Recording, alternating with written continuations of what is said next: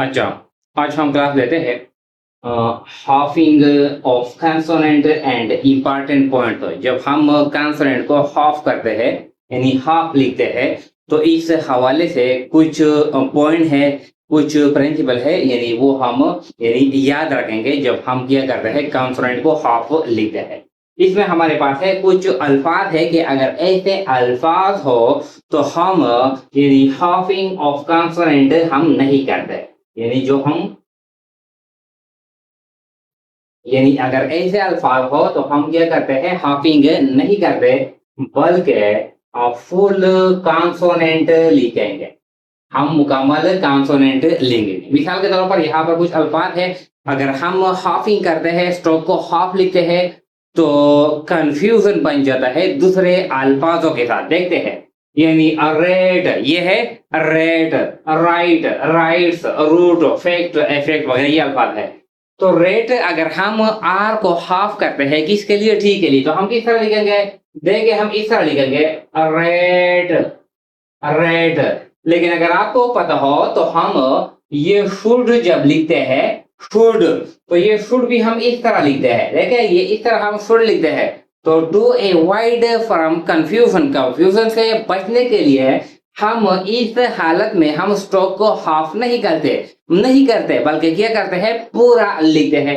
तो हम रेड इस तरह नहीं करते क्योंकि हमको पता नहीं चलता कि ये क्या है, ये रेड है या ये शुड है, बल्कि कंप्लीट लिखेंगे रेड, इस तरह हम लिखेंगे। अच्छा ये दूसरा है राइट, तो यानी ये हम इस तरह नहीं लिखते राइट, तो इसमें हम आर हाफ नहीं करते टी के लिए। देखे हम राइट इस तरह नहीं लिखते हैं, देखे और राइट हम इस तरह नहीं लिखते हैं क्योंकि ये गलत है।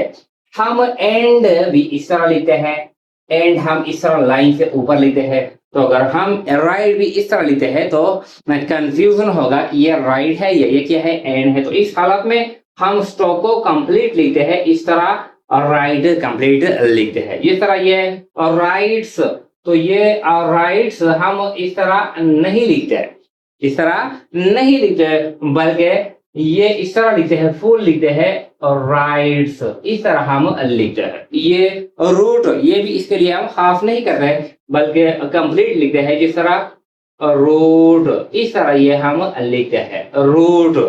फैक्ट ये के हम हाफ नहीं करते, देखे अगर हमने इस तरह लिखा फैक्ट और ये के हाफ कर लिया तो पता नहीं चलता कि ये सिर्फ एफ है या एफ है के है, किस तरह है। तो इस हालत में हम टी के लिए के हाफ नहीं करते बल्कि कंफ्यूजन बन जाता है, हम कंप्लीट लिखते हैं। किस तरह लिखते हैं, देखे फैक्ट ये इस तरह हम लिखते हैं फुल, जिस तरह एफेक्ट, तो देखे ये एफ है और ये के हम इस तरह हाफ नहीं लिखते हैं, ये के कंफ्यूजन बन जाता है बल्कि कंप्लीट लिखते हैं एफेक्ट, इस तरह हम कंप्लीट लिखते हैं। लाइक्ड, तो देखे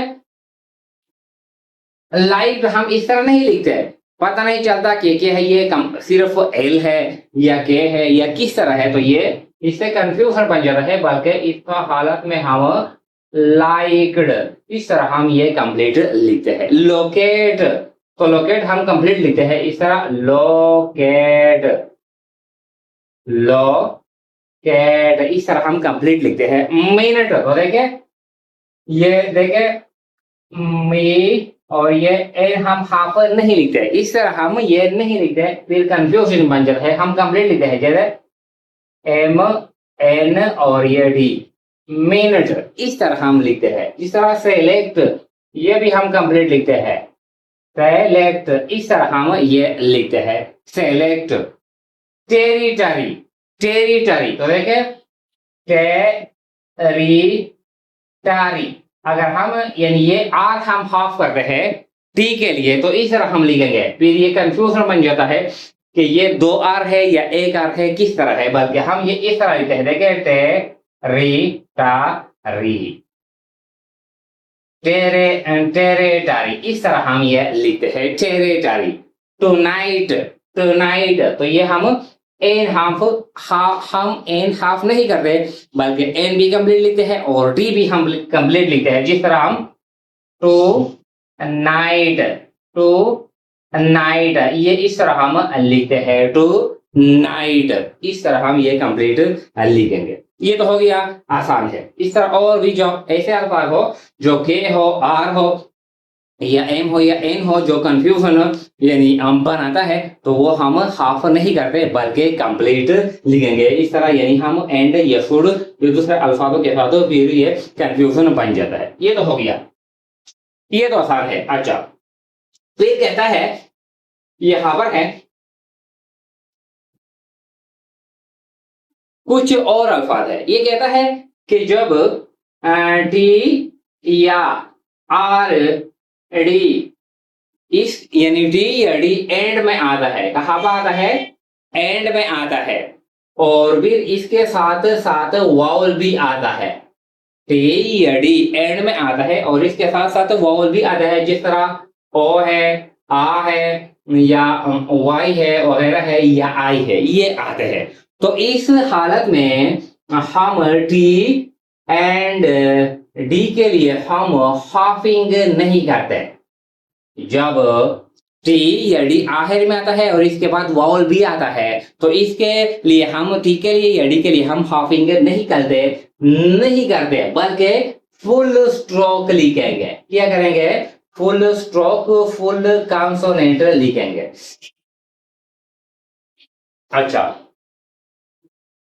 फुल कॉन्सोनेंट हम लिखेंगे। यहां पर कुछ अल्फाज है, देखें, ये कुछ अल्फाज है, देखें यहां पर है, देखें यहां पर है एम टी, एम टी। यहां पर हम पी नहीं पढ़ते, एम टी, तो ये एम है और ये डी है, आखिर में क्या है? वाई है। तो ये हम टी के लिए हम ये एम हाफ नहीं करते, इस तरह हम यहाँ नहीं करते, बल्कि टी के बाद क्या आया है? ये क्या है? ये वावल है, ये वावल है। तो इस हालत में हम टी के लिए कंप्लीट स्ट्रोक लिखेंगे। देखें, एम टी, एम और ये डी, एम टी।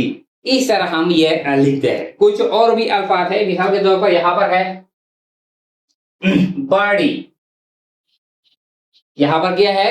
बॉडी।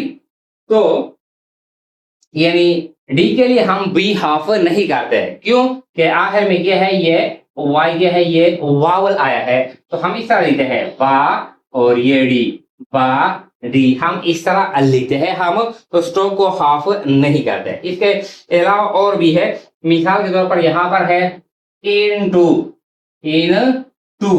तो ये टी है और ये एन है, तो टी के लिए हम एन हाफ नहीं करते बल्कि टी कंप्लीट लिखते हैं, क्योंकि क्या है? ये ओ, ये वावल है, वावल है। तो किस तरह लिखेंगे?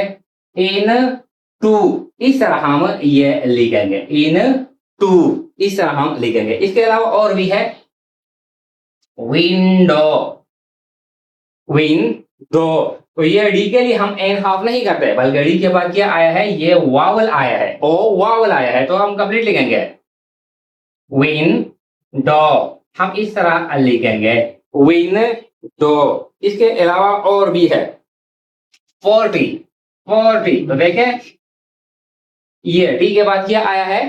टी के बाद वाई आया है, ये वावल है, तो ये हम आर डी के लिए हाफ नहीं करते बल्कि डी के लिए कंप्लीट स्ट्रोक लिखेंगे। इस तरह ये 40, इस तरह हम ये लिखेंगे। तो ये कुछ जो प्रिंसिपल है यानी हाफिंग के लिए, ये याद रखना जरूरी है।